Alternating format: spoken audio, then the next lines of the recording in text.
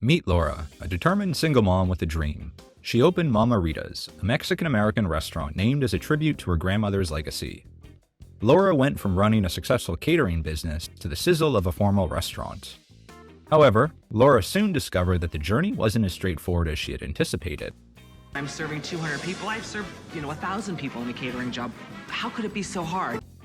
The head chef, Perla, is having a difficult time adjusting from the catering side of the business to running a successful restaurant kitchen. It'll be okay. I promise you it'll be okay. Unfortunately, Laura isn't showing Perla the tough love she needs. And here's the kicker. She's putting everything on the line, with almost $2 million worth of debt accumulated so far. If this doesn't pan out for her in the restaurant, her house is on the foreclosure chopping block. Serious stakes, right? It's make or break time for Laura. Faced with the complexities of the restaurant business, Laura made the pivotal decision to seek the expertise of renowned chef Gordon Ramsay on Kitchen Nightmares. But Ramsay is less than impressed with how Laura runs the restaurant. Are you her boss or are you her friend? I am her boss and she... Wrong, you're her friend. Transitioning from catering to restaurant management wasn't the smooth ride Laura anticipated. Mamaritas is located in Newbury Park, California, located 45 miles northwest of Los Angeles in the mountains. Founded by Laura in honor of her late grandmother, Rita, the restaurant reflects a personal and flavorful journey inspired by Rita's culinary legacy. With the ultimate goal of one day making Mamaritas into a Mexican restaurant chain, Laura invested significant time and money into the restaurant. Heading to Southern California for the transformative Kitchen Nightmares episode, Gordon was warmly greeted by the aspiring owner, Laura, upon entry. He was then impressed with the interior. It is a large and very beautifully designed restaurant in an upscale strip mall that was just built a year prior in 2008. After having a brief chat with Laura, Gordon decides to sit down and try the food out for himself. At the table, Gordon is greeted by Brad, the waiter. Gordon asks him if there are any dishes he should avoid ordering. Brad doesn't hold back. Molotes, taquitos, empanadas, de pollo. That's quite the list, but we respect Brad's honesty. The reason he says to avoid those particular dishes is that they are overly dry on the inside. Next up, Gordon gets to meet the front of house manager, Cheryl. He inquires with her about why the restaurant is struggling. Her answer? The old lack of customers answer that failing restaurants always give, which prompts Chef Ramsay's follow-up. So why have we got lacking customers? We need more customers. We need to figure out how to get more people in here. Gordon's facepalm after that answer clearly shows how he felt about Cheryl as the manager. Lack of customers. Brilliant. That's a great insight, isn't it? The initial dish to grace Gordon's table was the tamales, which unfortunately fell short of expectations, dry and unappetizing. Gordon promptly summoned Laura for a candid discussion. It was revealed that the tamales were prepared ahead of time in big batches and then reheated to order. This led Gordon to observe that Mama Rita's was operating more like a catering service than a functioning restaurant. The chicken chimichangas followed suit, arriving at Gordon's table with a sense of anticipation from Laura. Still, the outcome was unsurprisingly negative. The dish was incredibly dry, prompting its swift return to the kitchen, or, as Gordon describes it, Chimichangas. Chuck it into the bin. Fingers crossed for the last dish, the steak burrito. But it is reminiscent of wet cardboard, as Ramsay puts it. He even offered a taste to Brad, who had a more descriptive way of describing the taste. The steak was gamey. It was kind of like a car wash, moist and mushy. Okay, not sure what he meant by that, but it doesn't sound good. Laura is furious. She goes into the kitchen and gives Perla, the head chef, a piece of her mind, interrogating her over her cooking abilities. Gordon then arrives in the kitchen to have a chat with Perla and Laura about the quality of the food. He desperately wants to know why Laura is clinging to her old catering ways. Why don't you do it properly? Because everybody loved my catering. Laura, feeling disheartened, couldn't hold back her tears. A venture into Mama Rita's kitchen unveiled a staggering reality. The restaurant had accumulated costs surpassing $1.5 million, coupled with an additional $350,000 in debt, totaling almost $2 million. To compound matters, Laura's house was at risk of foreclosure amid the 2009 Great Recession. Seeking a deeper understanding of the staff dynamics, Gordon observed Mama Rita's bustling dinner service. Given that the food was pre-prepared and essentially required reheating before serving, the kitchen operated efficiently with minimal wait times. However, customer complaints about the food quality expressed a stark truth. While Mama Rita's may have been one of the fastest serving restaurants in America, the quality suffered as a consequence. Suspecting corners were being cut, Gordon decides to investigate into the kitchen situation, discovering frozen tamales and chimichangas prepared 2 months prior. Hundreds of pre-made portions filling the walk-in prompted decisive action. Gordon discarded the majority, if not all, of the pre-cooked items. $12,000 worth of frozen food was laid out on display in the restaurant. This hands-on approach aimed to usher Mamaritas from the realm of frozen fare to the vibrant world of fresh ingredients. Gordon suggested a challenge to encourage Laura and Perla's creativity in coming up with a new menu dish using fresh ingredients. In this culinary challenge, they had 30 minutes to create a dish using fresh chicken or shrimp. While Laura successfully showcased creativity with her appealing blackened shrimp tacos, Perla faced some difficulty in conceptualizing her dish.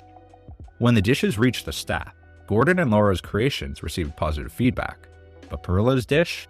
Garlic Rice with garlic and salt. It lacked flavor and seemed a bit plain. Eventually, Ramsay's steak and Laura's tacos earned a place on the menu. The shift to using fresh ingredients posed some challenges for Mama Rita's kitchen, which was accustomed to the convenience of easy frozen reheats. Now, there was an adjustment to cooking from scratch, introducing a change from their usual routine. The challenges kept coming. One customer got an undercooked steak because Perla had a difficult time replicating Chef Ramsay's steak dish. And Laura? It hit her that the restaurant gig isn't just about the food. There's the whole guest expectations thing. See for yourself how she navigates a customer interaction. Did you get one of them yet? One? Fuck. Here you go. Give that one to Luann. Thank you. I get that she's stressed with the crowd, but there's a basic decorum expected when dealing with paying customers, no matter the pressure. Despite all that, at least Laura, struggling under the heat, is really giving it everything she's got. On the flip side, Perla seems swamped adjusting to cooking the new, fresh, made-from-scratch menu. It's time for some tough love. A face-to-face discussion between Gordon and Laura ensued based on how that evening's service went. Gordon commended Laura's resilience and willingness to step up as a restaurant owner for once. Yet, when it comes to her head chef Perla, it is another matter altogether. Despite Gordon's warning to her that Perla is not cut out to be her head chef, Laura continues to defend her because she is like family. Following a heartfelt conversation, Gordon announced the reopening of the restaurant the next day. Bright and early the following morning, Gordon unveiled a surprise solution for Mama Rita's challenges. With a beaming smile, he introduced Naris, one of his personal chefs, tasked with orchestrating an efficient kitchen system. But the surprises didn't stop there. The menu got a fantastic makeover. Full of vibrant colors and genuine flavors, the new dishes impressed the entire staff, bringing a fresh, exciting vibe to the culinary experience. Given that the restaurant was already aesthetically pleasing, Chef Ramsay's team didn't find it necessary to undergo the typical remodeling process they often undertake on the show. The subsequent relaunch subjected everything to the ultimate test. While the new menu resonated with customers, Perla's lack of confidence and communication placed Chef Naris in a supervising role as the rest of the cooks stood around, looking dumbfounded. She's not equipped to work a line. There's line material in that woman. Perla was stuck in a catering mindset and was not adjusting to a fast-paced kitchen environment well. Gordon pulls Laura aside once again to talk to her about Perla. This time he is quite frank. Perla has to go. Laura keeps defending her though. Are you her boss or are you her friend? I am her boss, and she... Wrong. You're her friend. As Laura grapples with the tug of war between her head and her heart, in the kitchen, Perla has completely shut down. Laura takes Perla outside for a moment to have a heart-to-heart talk with her. It's okay. It'll be okay. I promise you it'll be okay. In their final discussion before Chef Ramsay's departure, he candidly informs Laura that Perla is not suitable for the head chef position, urging her to make the challenging decision to part ways with her. As Ramsay leaves, he is less optimistic and somewhat more worried for Mamaritas than he usually is with restaurants at the end of the episodes. Following Gordon's departure, Laura collaborates with Norris to implement operational changes. The episode concludes with a post-episode follow-up, detailing events after the late 2009 filming, but before the early 2010 airing of the episode. The narrator says in the follow-up to the episode that Laura has made the decision to reassign Perla to a catering role, removing her from the restaurant side of the business. A new head chef takes the reins at Mama Rita's. The episode ends with Laura expressing her intention to distinctly separate the catering and restaurant sides of the business moving forward. On March 19, 2010, Mama Rita's hosted a viewing party at the restaurant for the debut of the Kitchen Nightmares episode. According to the attendees, the event had tears, laughter, pomegranate martinis, a phone call from the New York Times, and appearances by Brad, the evil waiter, and Perla, the not-a-chef cook. It drew a large and hungry crowd for the event that evening, who fed on an all-you-can-eat buffet of enchiladas, tacos, and chipotle cream sauce chicken. Laura addressed the crowd before Kitchen Nightmares was shown on the restaurant's TVs. "Who's going to beat me tonight if I cuss?" she joked, referring to how often Ramsay swears during a typical Kitchen Nightmares episode. The kitchen staff as well as the customers gathered around the TVs to watch the show as it premiered on television. In a funny twist, the crowd wasn't too thrilled and let out a chorus of boos when Brad hilariously warned Chef Ramsay about the no-go foods at the restaurant. "It's surreal seeing it now," he commented on the 10-month gap between filming and the TV debut. About his pre-makeover food comments, he added, "I stand by them. I'm glad I was honest." It got so busy that Laura was behind the bar at one point, mixing up cocktails during commercial breaks. And in a surprising turn of events, Laura declared that, despite what the show's narrator claimed, Perla was not shifted to the catering side of the business. In fact, Norris stuck around at the restaurant for 2 weeks post-show taping, training Perla one-on-one. Laura now insists that Perla rules the kitchen with an iron fist. Not only that, but Laura also returned to her original menu, opting to abandon many of Gordon's suggested dishes. We can see this in Laura's response to the blogger Eat Me California, who was at the relaunch night during the Kitchen Nightmares filming. She went on to further say that the portion size has gone back to how they used to do it after Gordon left, a bit larger than the smaller plates preferred by the Michelin chef. Hi, my name is Laura. I own Mama Rita's Authentic Mexican Cantina, made entirely from scratch. Despite both Gordon and Laura's best efforts, Mama Rita's continued to grapple with negative online reviews. While there was a slight increase in the ratings overall post-Kitchen Nightmares, patrons complained about subpar customer service and expensive prices. The restaurant found itself unable to shed its past reputation, facing an uphill battle to maintain a consistent customer base. Adding financial woes to their predicament, Mama Rita's faltered. The cumulative impact of maintaining a restaurant, coupled with a shrinking customer base and persistent negative reviews, proved insurmountable. Less than a year after their Kitchen Nightmares episode aired, Mama Rita's permanently closed its doors in December 2010. While Laura hasn't publicly disclosed the exact reasons for Mama Rita's closure, several factors likely played a role. The upscale location, with higher rent, coupled with its somewhat isolated position in a strip mall, contributed to the challenges. The expansive and opulent nature of the building, deemed too expensive by some, added further strain, and the lingering effects of the 2008-2009 recession impacted the restaurant's economic viability. The decision to revert to the old menu, abandoning the one crafted by a renowned Michelin-starred chef like Gordon Ramsay, might have also influenced the restaurant's ultimate fate. Following Mama Rita's, Laura went on to manage another restaurant. This time it was the Mission Oaks Cafe in nearby Camarillo. The ratings were just average at 3.1 stars out of 5. The Mission Oaks Cafe would go on to close in 2019. While at the restaurant, Laura opened up about having invasive spinal surgery done on her to treat an injury from a horseback riding incident in her youth. She shared details of the surgery and post-op recovery. Her LinkedIn currently lists her as Director of Catering for Thousand Oaks Inn.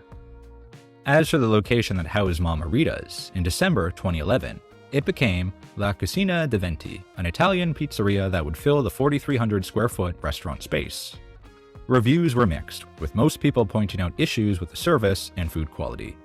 It would end up closing less than 2 years after moving into the space formerly occupied by Mamaritas. A third restaurant, The Local Table, would open in the location in February of 2014.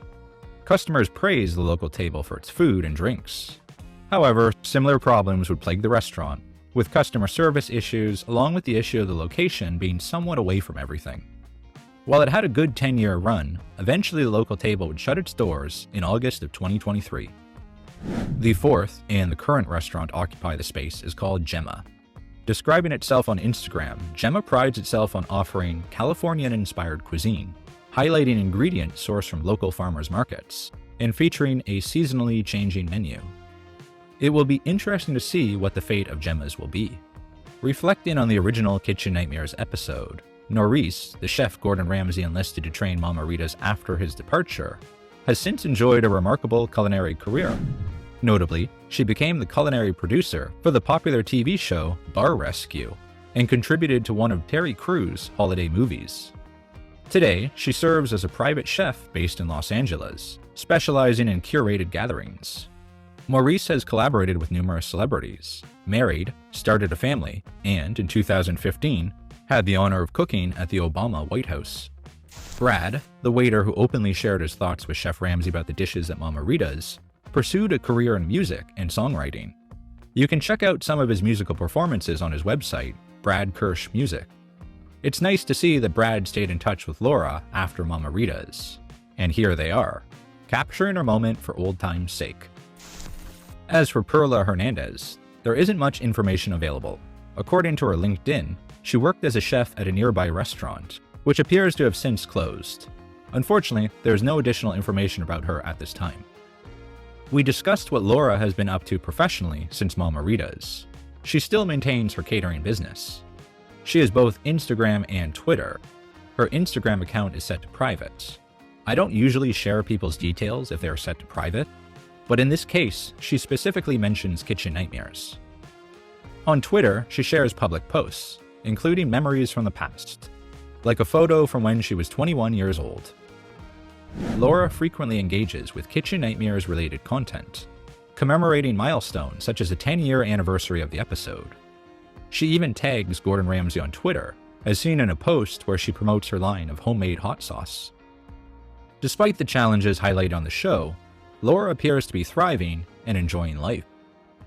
Her positive attitude is evident, and it's heartening to note that she has recently announced finding the love of her life and shared the joyous news of her upcoming marriage. Congratulations to her. In the aftermath of the Kitchen Nightmares episode, Laura's journey demonstrates resilience, positivity, and a celebration of new chapters.